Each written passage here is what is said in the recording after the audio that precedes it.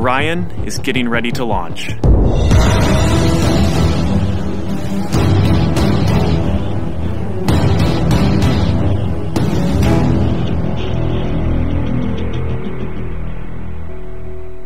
My name is Kelly Smith, and I work on navigation and guidance for Orion. Orion is NASA's next-generation spacecraft. Built with versatility in mind, it can take astronauts deeper into space than we've ever gone before, to an asteroid or even onto Mars.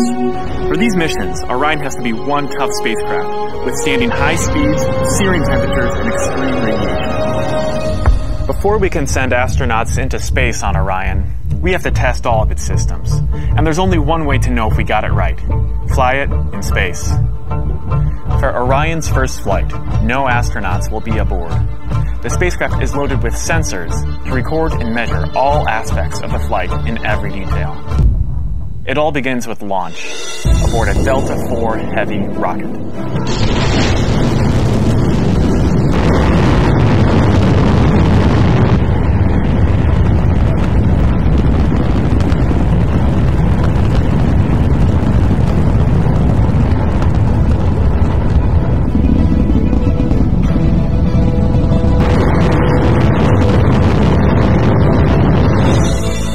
As it punches into Earth orbit, Orion will jettison its launch abort system. The abort system is a safety feature designed to pull Orion and its crew out of danger if there were a problem with the rocket during ascent.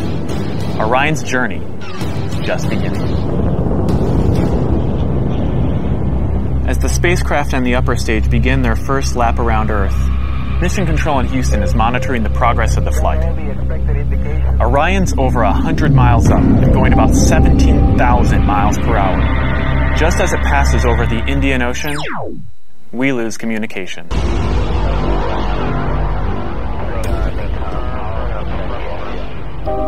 This is expected. The communications link we have through satellites to Orion is momentarily lost, but Orion continues to receive and process data. Its computers can handle 480 million instructions per second. Imagine you are traveling with Orion as the flight test continues. One orbit completed. Time to go. The upper stage of the rocket fires again. Like the setup for a roller coaster ride, this is the big climb we've been waiting for. We are headed 3,600 miles above Earth. 15 times higher from the planet than the International Space Station. As we get further away from Earth, we'll pass through the Van Allen belts, an area of dangerous radiation.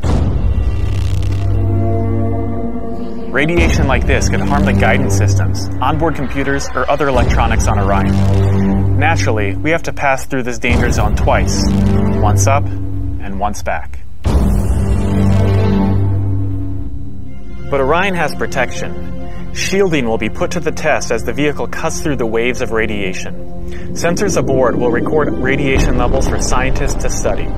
We must solve these challenges before we send people through this region of space. For this flight, it's time to head home. The upper stage of the rocket triggers separation. Orion's jets fire to turn it into the proper position to re-enter Earth's atmosphere. No matter what happens now, we're coming in. 75 miles above Earth, the spacecraft enters the atmosphere. Things happen quickly. We're now traveling more than 20,000 miles per hour. Air particles pushed out of the way heat up. An envelope of hot plasma surrounds the vehicle as it plummets towards Earth. The plasma reaches temperatures of 4,000 degrees Fahrenheit, almost twice as hot as molten lava. This may be the most dangerous part of the flight.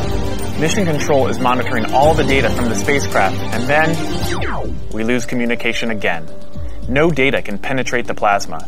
Orion is on its own. Orion is inside a fireball. Onboard systems ignite jets to keep the ship pointed correctly, so the specially constructed heat shield takes the full brunt of the inferno. This is the largest heat shield of its kind ever made. Orion's computers command the spacecraft to bank like an airplane, keeping a precise path to the landing site. Even though we've slowed from 20,000 miles per hour to about 300 miles per hour, we're still traveling amazingly fast. We must slow down to safely land in the ocean. Luckily, we have parachutes. Specially designed for Orion, the parachutes help us hit the brakes, but not too quickly. One day people will be aboard, so deceleration must happen in stages to keep things comfortable for the crew.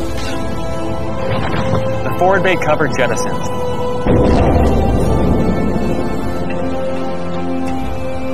Two drogue chutes deployed and slow the returning spacecraft down to 175 miles per hour.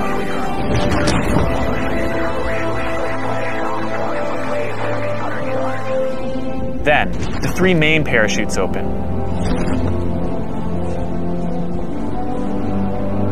Once fully engaged, this canopy would cover an American football field.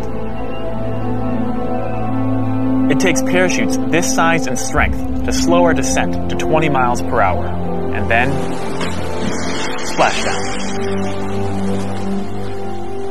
For this first flight, we won't have astronauts inside, but we still have some very precious cargo.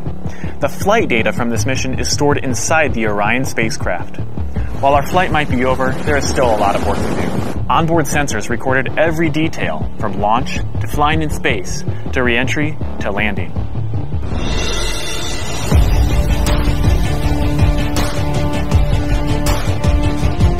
Flight tests are difficult and complex, but they give us confidence that the systems we have designed work under real flight conditions. It's great to be a part of this first space flight for Orion, and we're looking forward to beginning a new chapter in human space exploration.